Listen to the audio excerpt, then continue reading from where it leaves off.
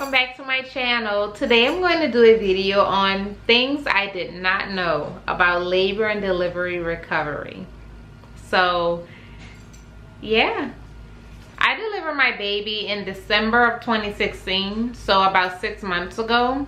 And I wanted to do this video on the things that they did not tell, that I didn't know, that they typically don't tell you about recovery and delivery from labor. If you see me keep looking down, I have Blake in her little chair. She's eating right now, so I have to keep an eye on her. But I did this video I waited a little longer to do this video because I wanted to get back in the groove of things. Even though I'm way back in the groove of it, I just never had time to really make it. But I wanted to get back in the groove of my little everyday life routine. So, you know, before pre-pregnancy. So and although it was 6 months ago, I took notes the entire time just for this video because I wanted to share with you guys my experience, my recovery experience.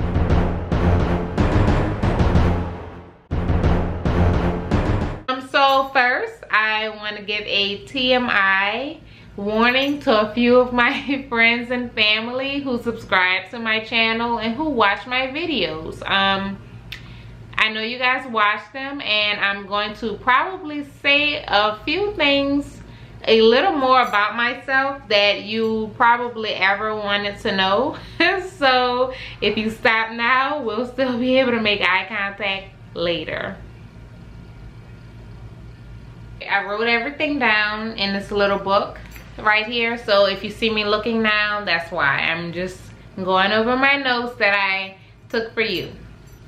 So I'm going to talk about basically the first few weeks after delivery, basically the recovery period. And you pretty much get caught before you even get to deliver your baby. You know, you get caught up in the joy of being a first-time mom or a mom, period. Not just the first-time mom, but period. The joys of meeting your little bundle of joy that you forget. And you know, you get caught up in designing your nursery and decorating it and buying cute little clothes for your little angel, and you just pretty much forget the things that your body is going to have to go through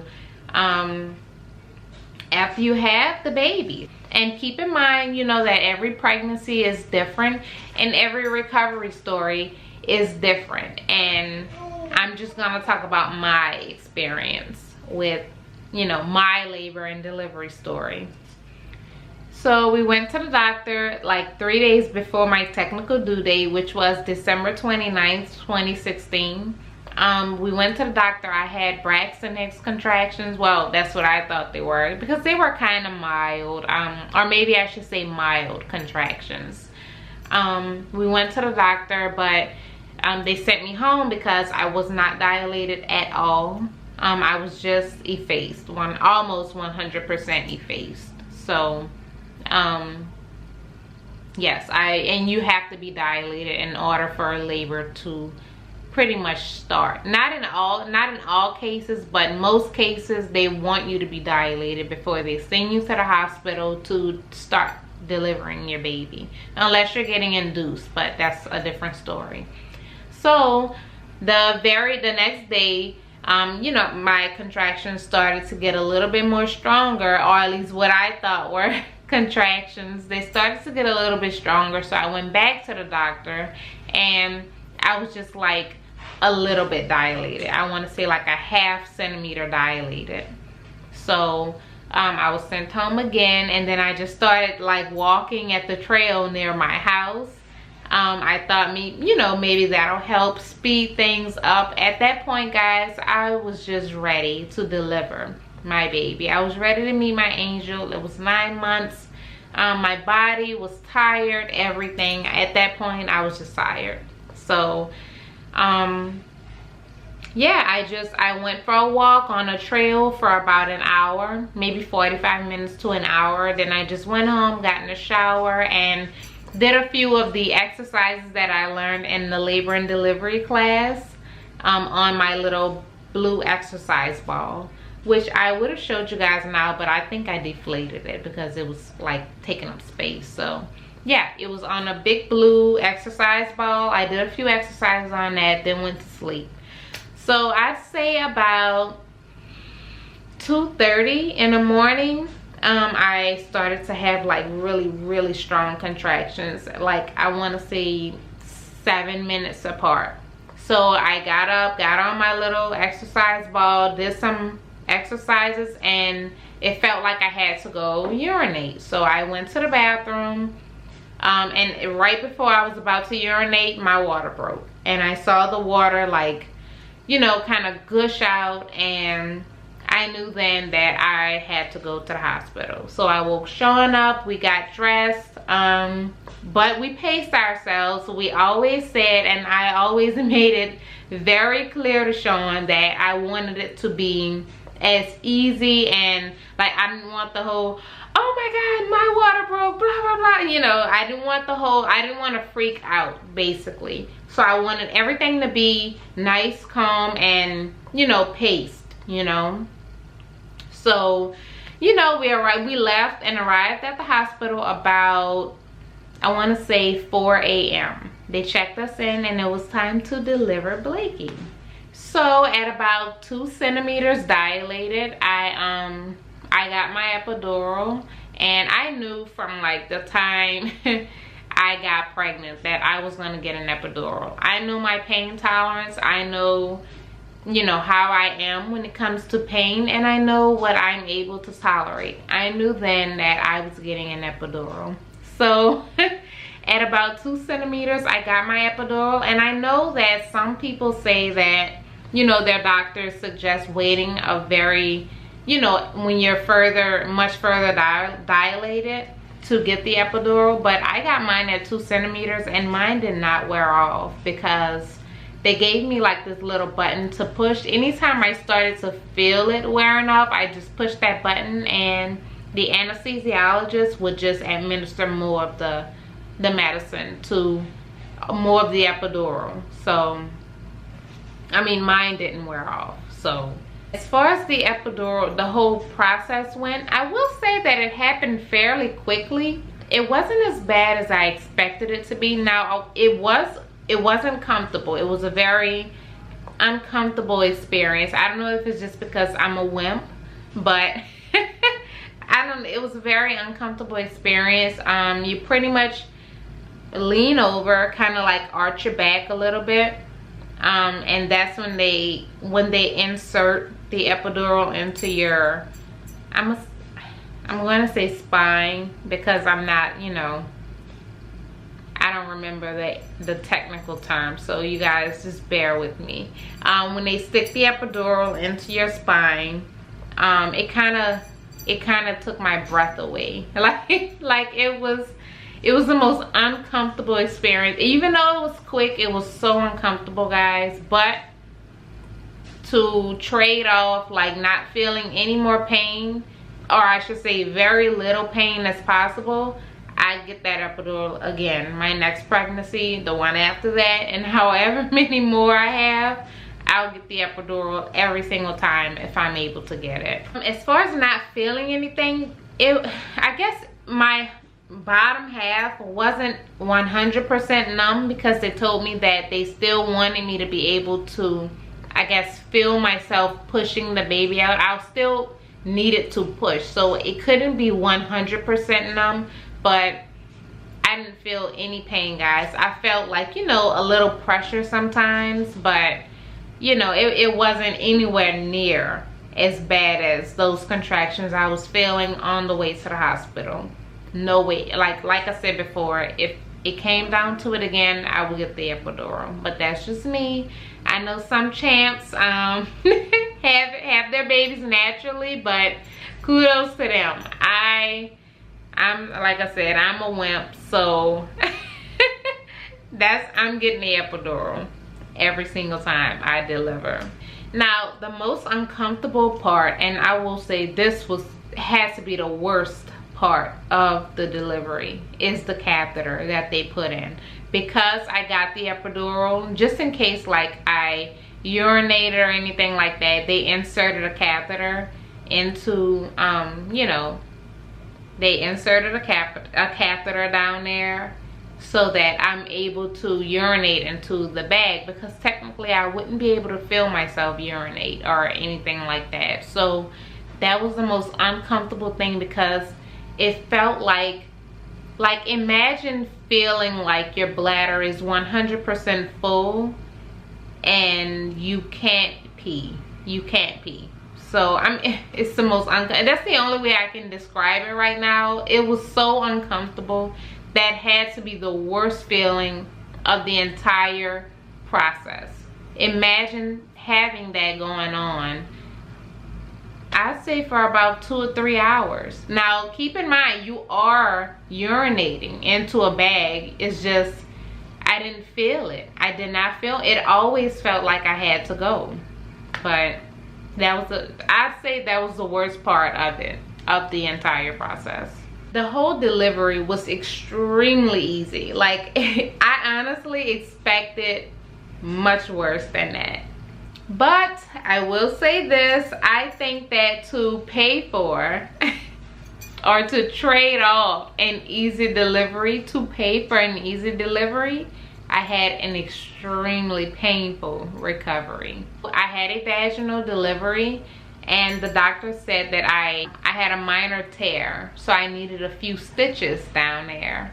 And I didn't feel them putting in the stitches, but afterwards, once the epidural wore off, yeah, you can feel you can feel it, the pain, guys. So I'm not sure about the women who've had C-sections, but I do know after a vaginal delivery, you can't really wipe down there. After using the bathroom, you can't wipe. So what they give you is this little peri bottle to squirt warm water after on that area. After you urinate, you will squirt the warm water and tap or pat gently with the tissue there to clean that area after using the bathroom. And that warm water just feels like such a relief when you're like, when you're peeing and you squirt the bottle, you squirt the warm water on that area, and it is such a relief, guys. Like, the stinging and burning that you feel is ridiculous. It's ridiculous, and the warm water feels like heaven. So a little piece of heaven. So especially like with the stitches down there, it's ridiculous. And even though I only had just a very small mild tear with maybe like a few stitches, it still hurts. Like, after the epidural wear off, you feel everything. Yeah, I don't even think I went to the restroom in public, because I didn't want to bring that that berry bottle with me. So I think I just waited until I got home to go. So yeah. Another thing are the giant maxi pads that they give you in the hospital. They're like this long and this wide, and sometimes they like, I know for me, they like double them up.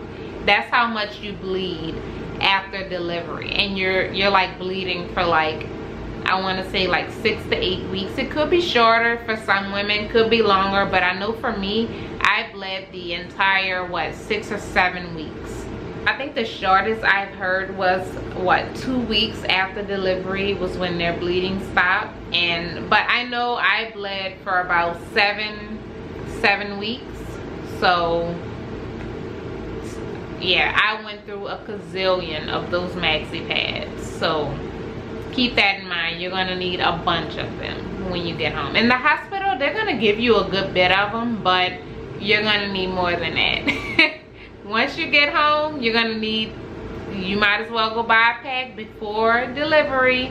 Before you go deliver your baby, keep in mind you're gonna need those. I use the underwear, the maxi pad underwear, and they work pretty well. And I didn't have to worry about like, sitting down, making sure the pad didn't slide or anything like that. Those work pretty well. Another thing, I breastfed after I delivered my daughter, so your breast will leak a lot. So those breast pads, for breastfeeding, they're very, very helpful.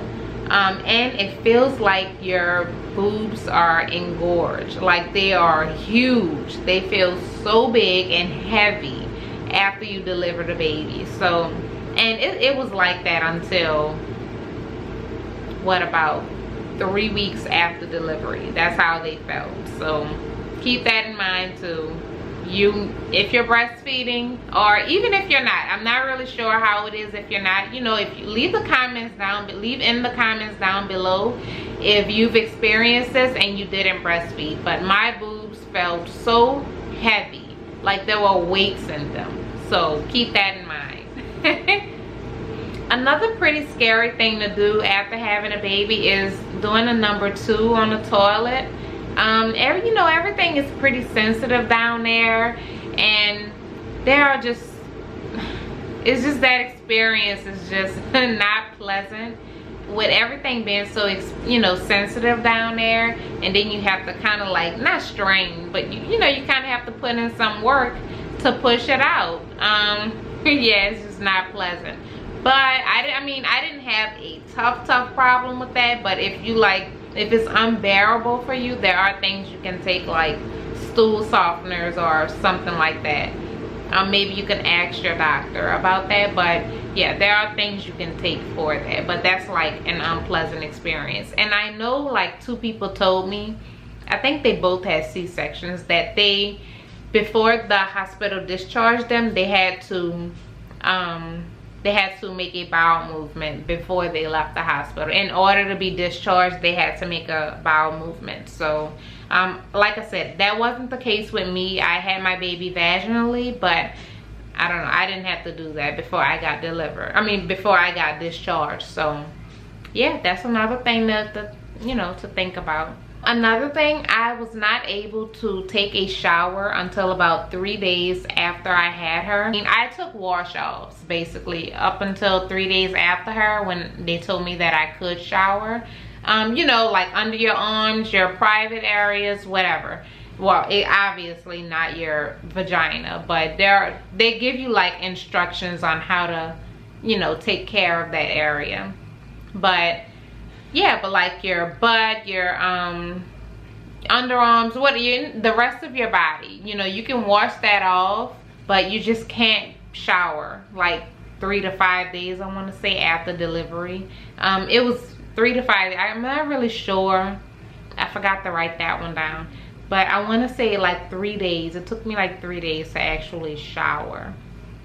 Once I got home. Another thing is, right after you deliver your baby, it's like you're in a huge daze. Like you just don't, I don't know, everything just seems to go like so fast. I don't know if it's because, you know, lack of sleep. Like keep in mind, like the day before I had Blake, I went to sleep, I want to say around 12:30, you know, midnight, after midnight. And I woke up at like maybe 2 o'clock with contractions, and I didn't get any sleep until maybe the following night, like maybe 4 o'clock, you know. So everything is like a huge daze, and you know, you have visitors, everyone wants to see you and the baby, and you know, it's just like, it's a daze, like you're just like dazed up. I'm not saying you're drugged up, obviously the drugs have worn off by now, but you know, everything, you're just tired. You're tired basically. And everybody says before you have the baby, you know, try to get as much sleep as possible. I don't know, guys, in the hospital you don't really get that much sleep, because like every 3 or 4 hours you either have to wake up to feed the baby, or like the nurses are coming in like taking vital signs. And the last thing is the postpartum hair loss. Like my hair wasn't like just like falling out completely, but I experienced postpartum hair loss around my edges. It wasn't really a loss, they were just kind of thinning, and that it has never happened to me ever in life. I've always had thick edges. I've always had thick hair, period, like my entire life. But after I had my daughter, around my edges they started to get kind of thin. They're thickening back up right now. You can't really tell right now, but yeah, like around my edges they just got really thin. And I know some people, their hair like started to come out like out. Like I said, that wasn't the case with me, but yeah, some people, that's the way it is. Like I said, every pregnancy is different, every recovery is different, every body is different, so you just never know. I said all of that to say it was all worth it. It was all worth it, guys. I love my baby so much. She's asleep right now. I would pick her up and show her to you guys again, but she is literally the love of my life, one of the loves of my life, and I would do it all again if I had to, just for her, just to have her in my arms. I really would. So yeah, that's it. If you like this video, I really hope I didn't like gross you guys out too much. All of the mommies, and you know, all of the new mommies and pro mommies, experienced mommies, leave down in the comments, you know, what was your experience like? What was your delivery experience like? And all of the mommies to be, you know, leave in the comments any questions, or you know, what, anything you're like, you want to know, you're curious about, you know, leave it down in the comments. So yeah, that's all for today. That is my recovery story. I hope it was very helpful and insightful for some people. But if you like this video, please give it a thumbs up, and if you haven't already, please subscribe to my channel and join my subby family. So yeah, thank you. Bye.